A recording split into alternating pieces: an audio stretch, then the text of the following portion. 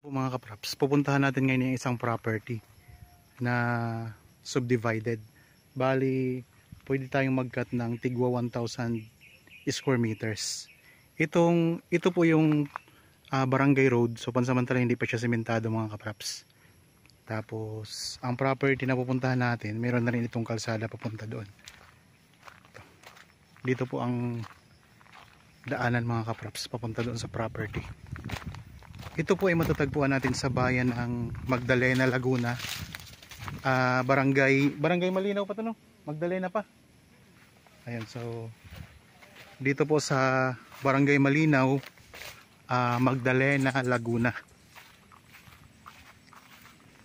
So sa mga nakatira po dito sa bayan ng Magdalena at yung mga gusto pang tumira dito sa Magdalena, tingnan nyo po itong property na i-offer ko ngayon sa inyo. Baka magustuhan nyo po, murang-mura lang. Ang kagandahan po nito, ito po ay ano mga kapraps, 2 years to pay installment.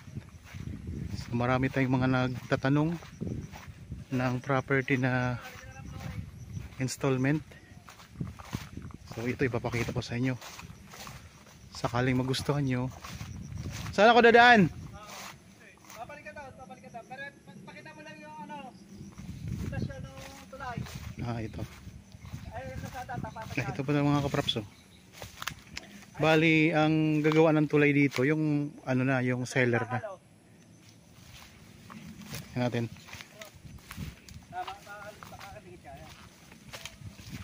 Ito yung gagawing tulay lang, liit lang pala. Yan. Yan na yung property. So, ito yung magiging kalsada mga kapraps mula kanina doon sa pinanggalingan natin. Tapos ito yung ginagawang tulay dito para makapasok sa property. Tara, puntahan natin. Hindi muna tayo dadaan dyan. Dito may ano ba doon? Daanan? Okay. So doon muna tayo pansamantala para maipakita ko lang sa inyo yung property na ito na subdivided na. Mura lang po ang benta mga kapraps. So syempre kapag nasemento na at saka na naayos na po yung kalsada, automatic yun, tataas ang presyo. So ngayon, habang ganito pa lang po ang presyo, mura pa lang at saka installment pa, yan, pwede na po kayong bumili dito ng property.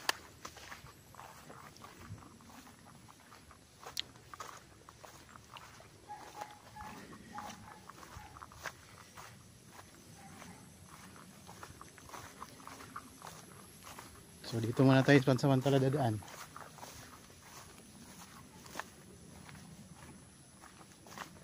Yan, tandaan nyo po ha, Barangay Malinaw, Magdalena, Laguna. So marami na rin po dito nakabili na. Kaya habang marami pang islat mga kapraps, ay bumili na kayo dito. Hulugan na lupa.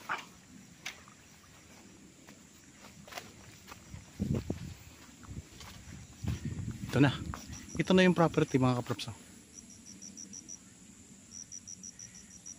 Ito na yung loob ng property.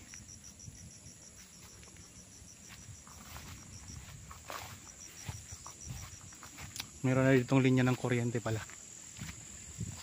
So syempre ayusin ito ng seller mga kapraps para magkaroon kayo ng mga linya na dito. Ay, may mga tanda na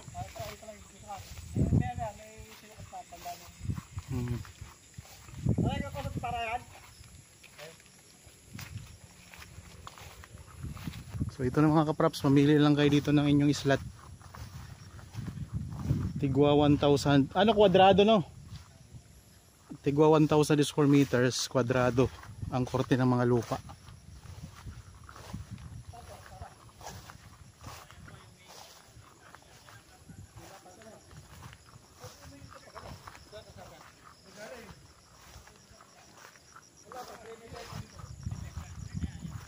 So ito na yung kalsada mga kapraps pala, itong mga tanda ng kalsada. Ayan o. So yan yung lapad ng kalsada mga kapraps. 4 meters ang lapad. Nasa 4 meters na ang lapad, no? 4 meters. 3 meters. 3 meters ang lapad ng kalsada. Pero malapad to ah. Ito yung muhon ng kalsada. May mga muhon na pala dito. Yung kabila.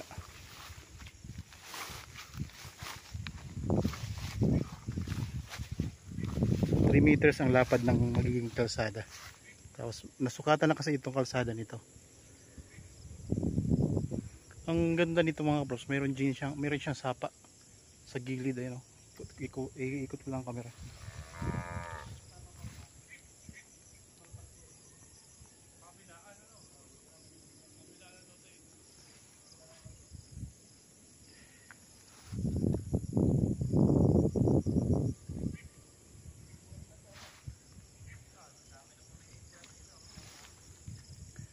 Ang distansya nito sa town proper ng Magdalena ay ano lang po, mga 8 minutes travel time lang. Town proper na po.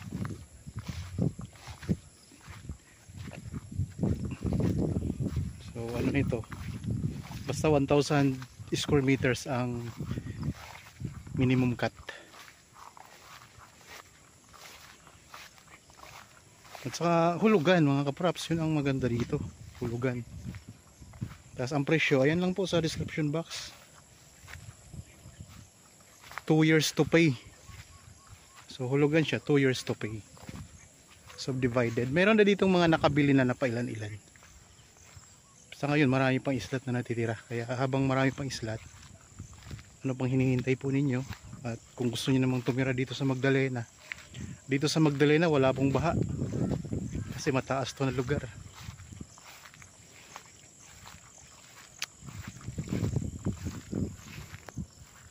Kung gusto nyo bumili ng maraming slot, pwede rin naman po.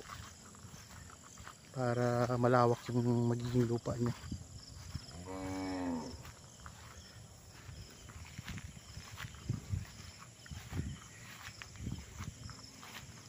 So habang di pa to ganito ka develop mga kapraps, mura pa yung lupa. Pero pag na-develop na po ito, magiging doble, triple ang presyo po nito.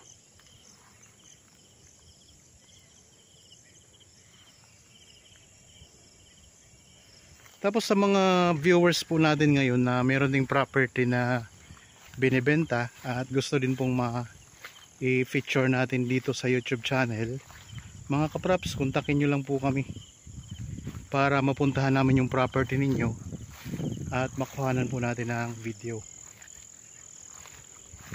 Nang sa ganun, mapapanood din po dito sa YouTube channel. Basta nandito lang kayo po sa lalawigan ng Laguna. So buong lalawigan po ng Laguna, pupuntahan po namin yan. Lalong lalo na mga kapraps kung farmhouse, farm lot, o kaya ay house and lot. Yan, yun yung maraming naka-feature dito sa aking YouTube channel. So ilan lang po ang aking napipicture na mga installment. Kagaya po nito, ito po ay installment. At saka napakababa lang ng presyo. So ayos na ito, affordable na ito mga kapraps. Hulugan pa. 2 years to pay yan. Kaya bisitahin nyo na po, baka dito kayo makakabili na inyong magiging tirahan. Ang Magdalena mga kapraps ay nasa 2.5 hours lang mula sa Manila. Tapos katabi po ito ng probinsya ng bayan ng Santa Cruz. Tapos katabi lang din po ng Magdalena, ng Pagsanhan. Katabi din ng Liliw. Kaya magandang lugar po ito, magandang klima, maaliwalas. Puntahan natin yung tulay kanina na pinapagawa. para makapasok dito sa loob ng property yung mga sasakyan.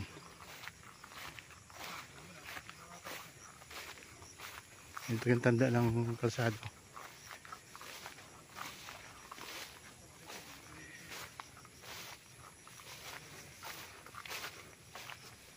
Tingnan natin yung tapat nung kanina. Pinanggalingan natin na may pinakita akong tulay.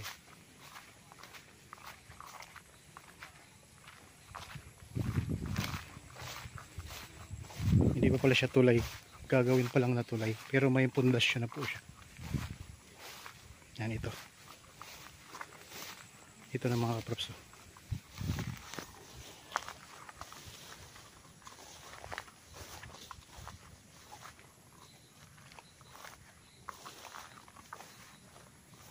Yan, ito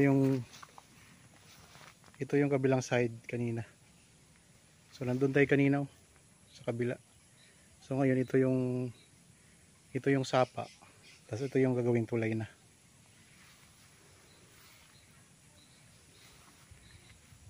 Okay. Balik tayo. So ulitin ko lang mga kaprops, ang property na ito ay isang subdivided property na may minimum cut 1,000 square meters. Ang presyo po ay nandyan sa description box at sa title nitong video. Ito po ay pwedeng installment, 2 years to pay po mga kaprops. Tapos yung down payment, ayan po, makikita nyo naman po sa description box kung magkano. At ang presyo pati nandyan din po.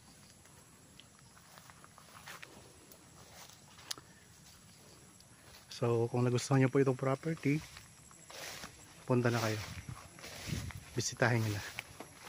Okay, sana nagustuhan nyo po itong property na in-offer ko sa inyo ngayon, para po sa mga bago pa lang sa aking channel at napadaan lang po dito sa aking channel.